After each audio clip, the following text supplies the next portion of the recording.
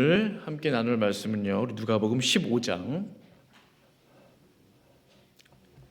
18절에서 24절까지 보도록 하겠습니다.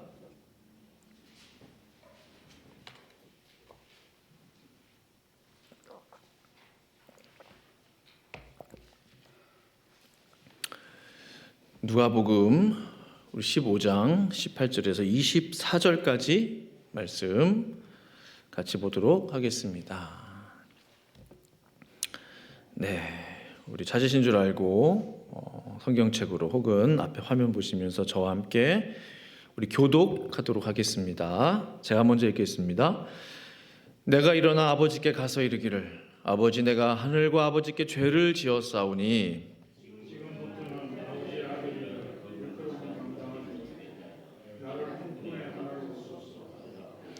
이에 일어나서 아버지께로 돌아가니라.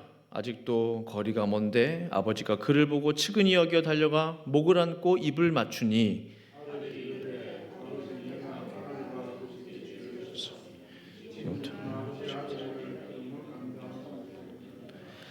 아버지는 종들에게 이르되 제일 좋은 옷을 내어다가 입히고 손에 가락지를 끼우고 발에 신을 신기라.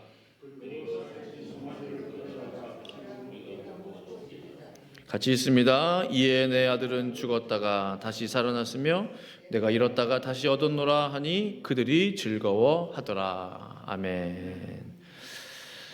제가 한번 기도하겠습니다. 하나님 아버지, 이 시간 성령이여 역사하여 주시고 임재하여 주시고 성령의 새 힘을 허락하여 주시옵소서.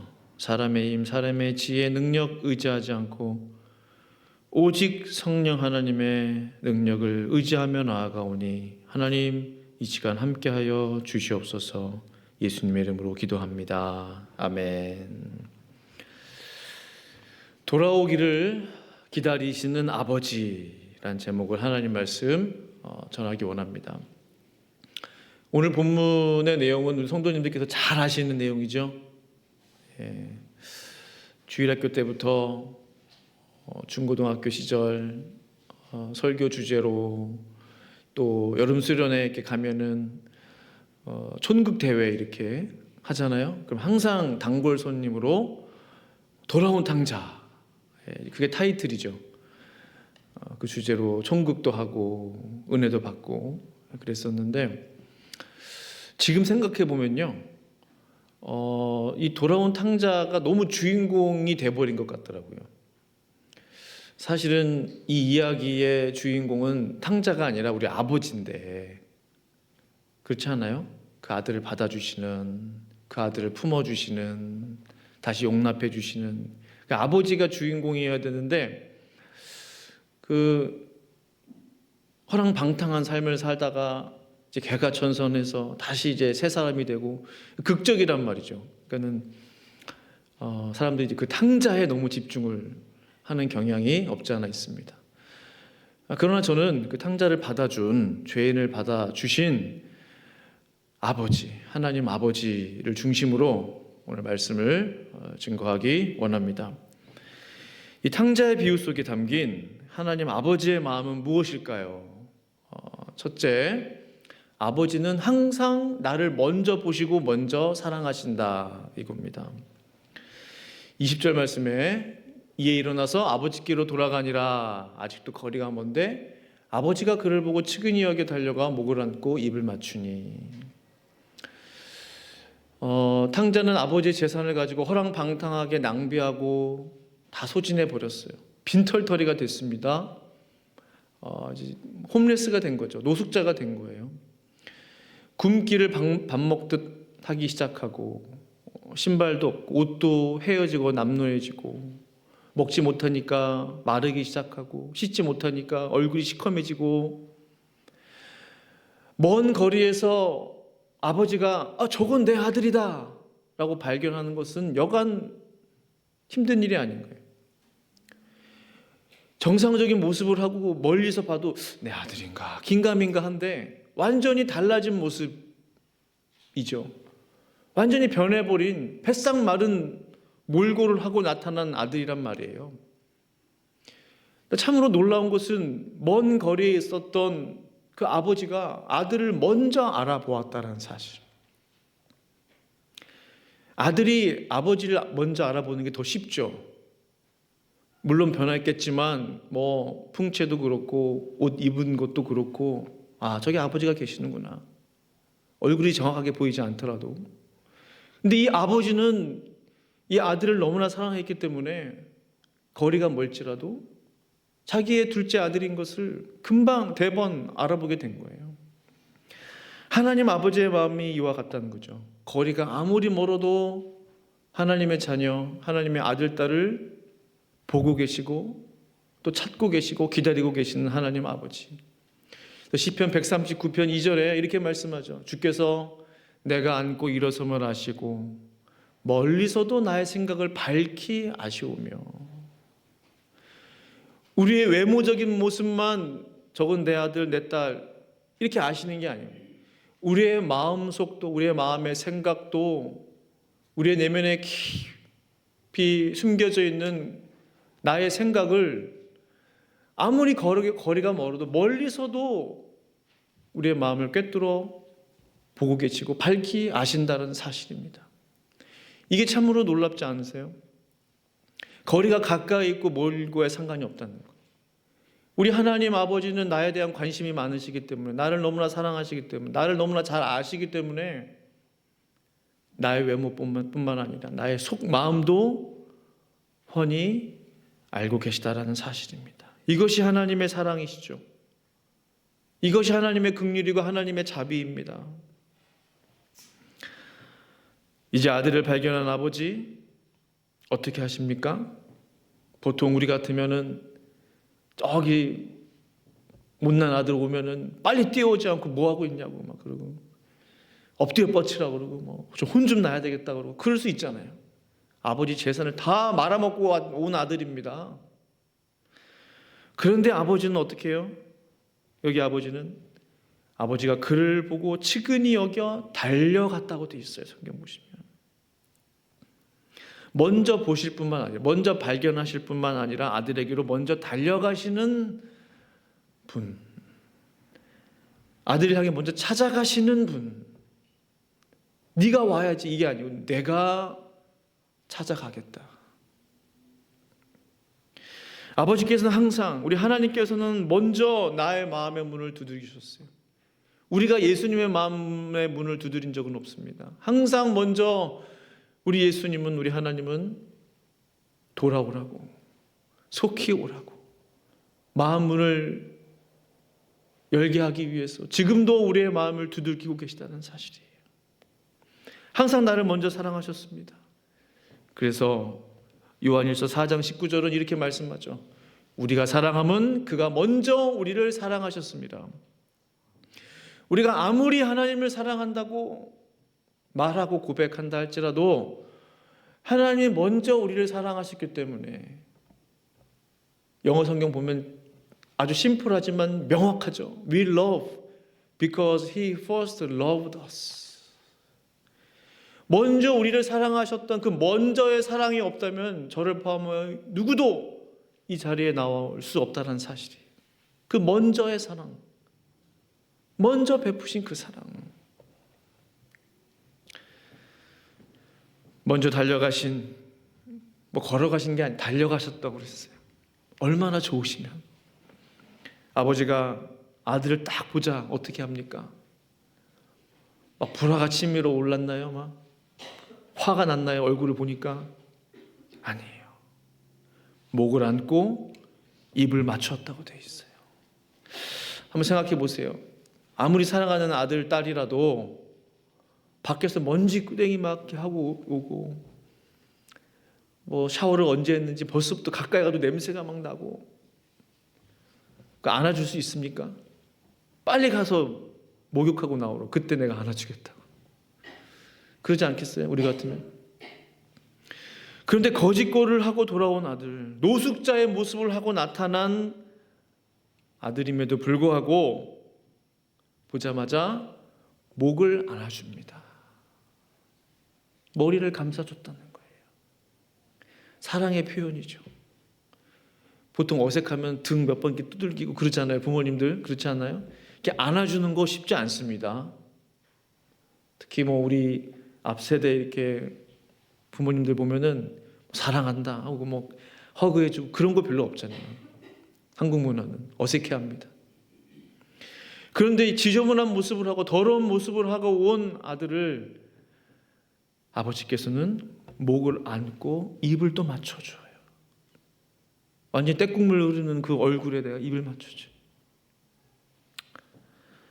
더럽기가 짝이 없는 나를, 냄새나는 나를, 지저분한 나를 거부하지 않으시고 있는 모습 그대로 하나님의 사랑으로 안아주시는 모습입니다.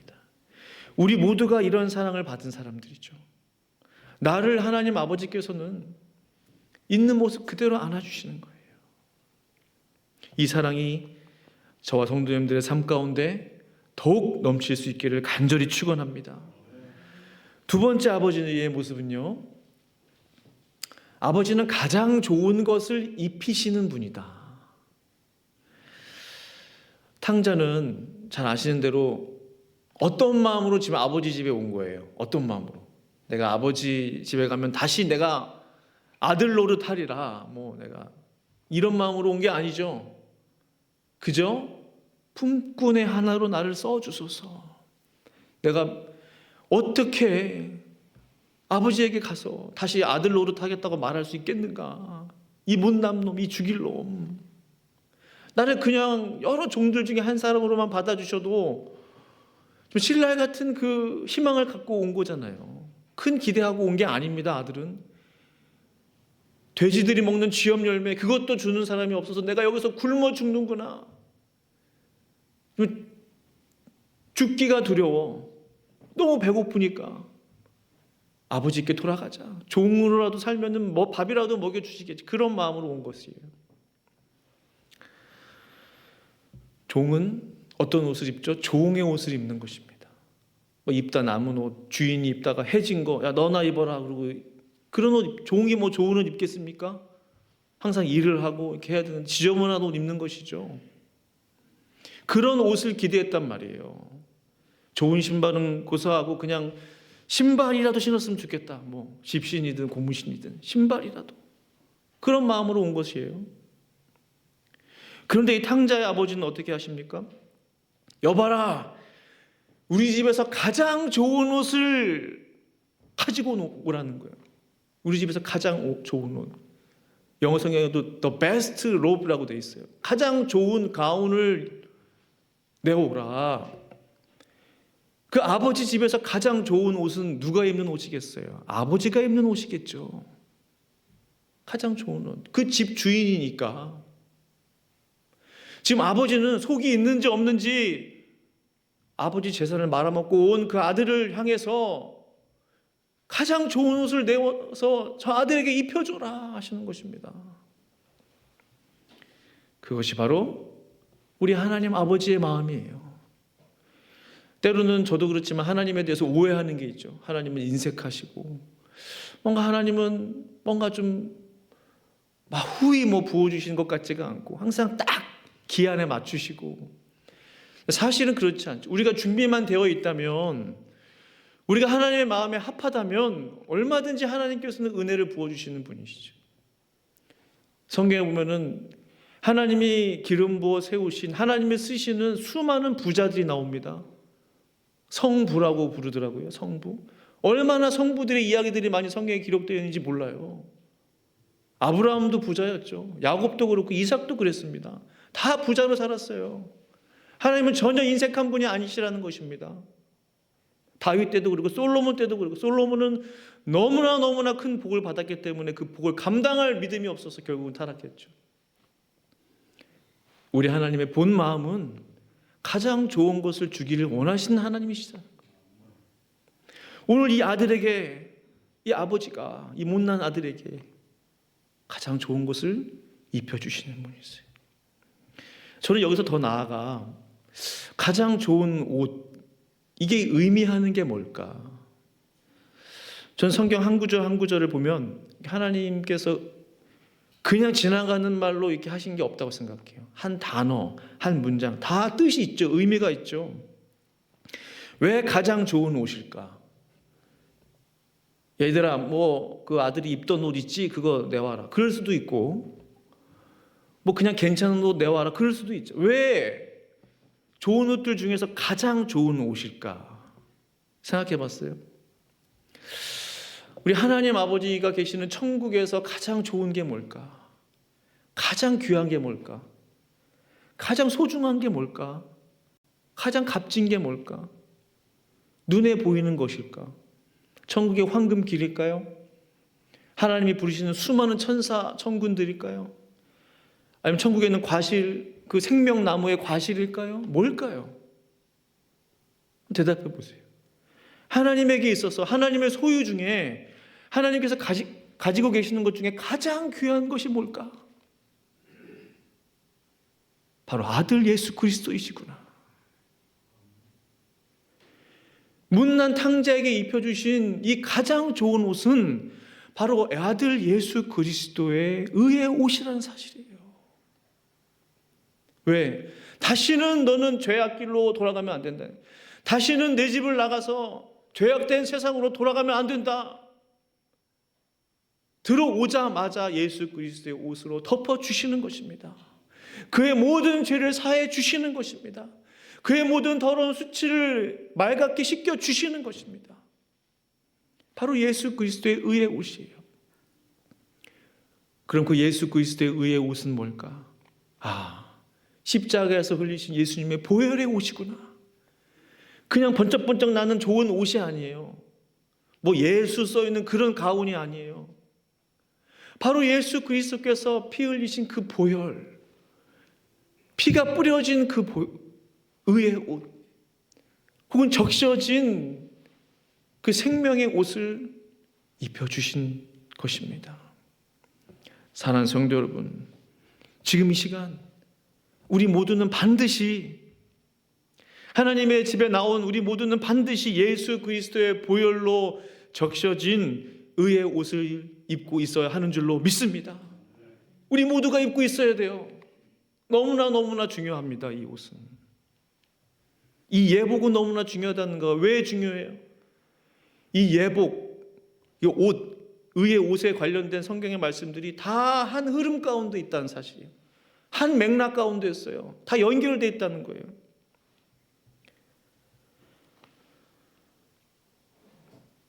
이것을 깨닫기 위해서 예수 그리스도의 예복을 입지 않고 하나님의 천국 잔치에 들어간 한 사람의 이야기를 함께 나누고 싶어요. 우리 마태복음 22장 11절 말씀 보시면, 우리 세 구절 같이 한번 읽어보실까요? 시작.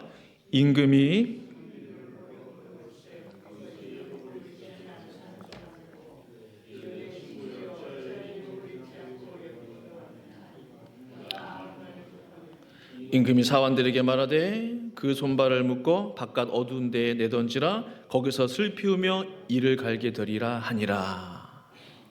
아멘. 여기 보시면은 임금이 손님들을 쫙 보는데 한 사람을 딱 봐요. 그 사람이 뭘 입지 않고 있어요? 예복을 입지 않고 있다고 그랬어요.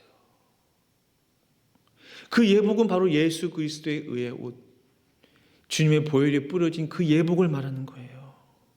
그 예복을 입지 않고 들어온 그 사람을 향해서 어떻게 하면 빨리 옷 입고 와라 그러십니까? 시간 줄 테니까 빨리 가서 옷 구해와라 그러십니까? 그렇죠. 이미 임금이 배설한 이 잔치 자리에 들어온 이상 우리의 예복은 미리 준비되어 있어야 한다는 거예요. 그때 가서 입고 올래요? 다시 시간을 주세요?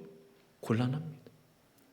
예복을 입지 않고 하나님의 앞에 선, 만왕의 왕 앞에 선 그 사람을 향해서 임금이 어떤 명령을 내리십니까?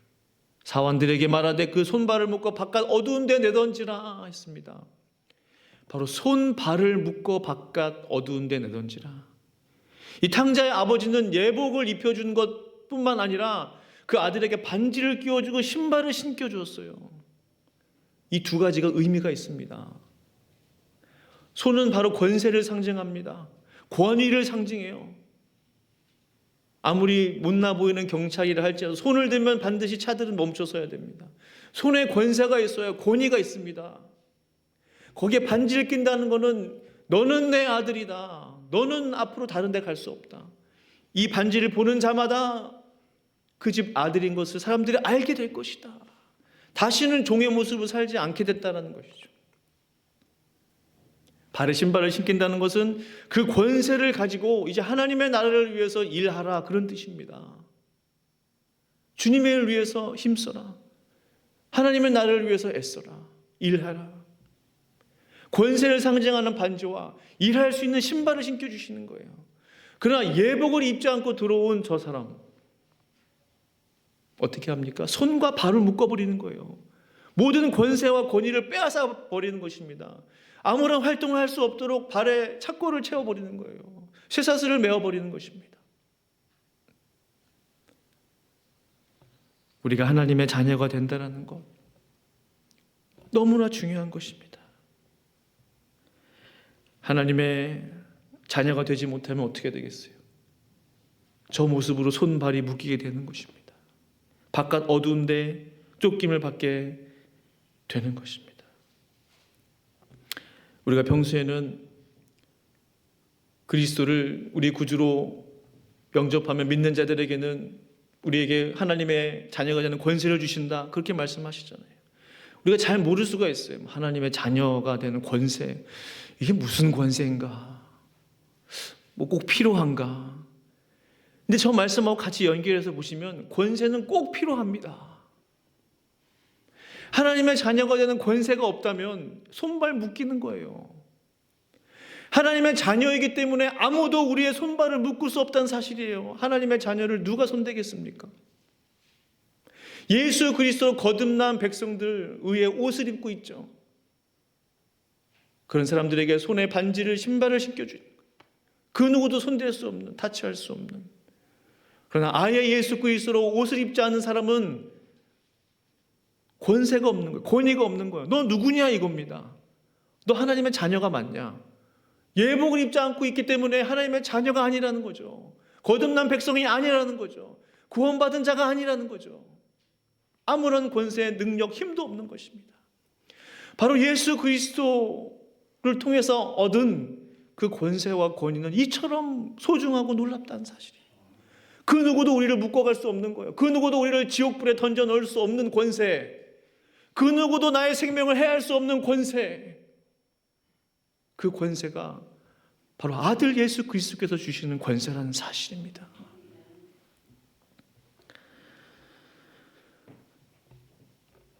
그리고 22절 말씀을 우리가 이제 이런 내용들을 나눈 뒤에 이 말씀을 다시 한번 보니까 이 말씀이 다시 새롭게 보이는 거예요.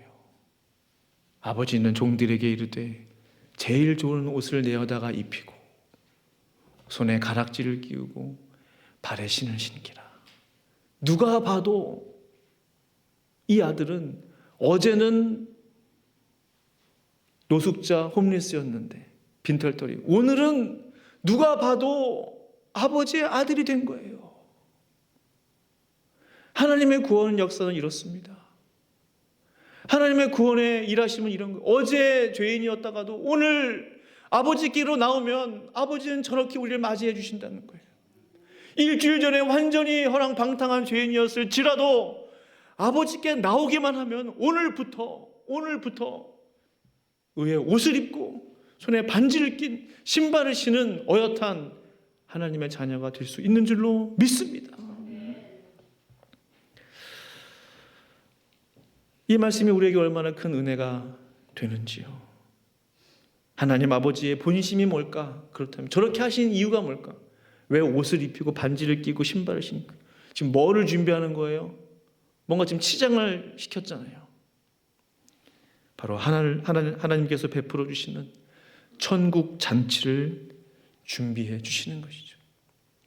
아들이 살아올 때 가장 기뻐하시기 때문에 그 기쁨을 어떻게 표현합니까? 세상에서도 잔치하잖아요. 축제하잖아요. 연회를 베풀잖아요. 귀한 행사 보면은 맛있는 음식하고 음악이 나오고, 하나님이 베풀어 주시는 천국 잔치도 똑같다는 거죠. 이제 준비가 됐다는 거예요. 하나님의 나라의 잔치에 참여할 준비가 됐어요. 하나님 아버지의 마음은 이와 같다는 사실입니다.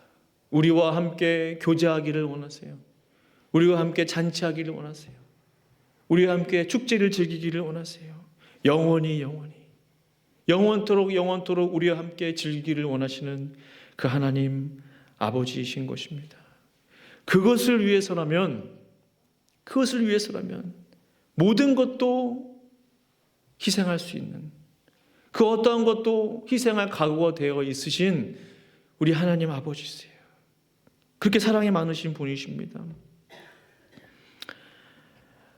아버지가 탕자와 함께 동네 잔치를 베풀 수밖에 없었던 가장 큰 이유, 오늘 말씀을 통해서 또 알 수 있는데 32절 24절에 보시면 이렇게 기록하고 있어요.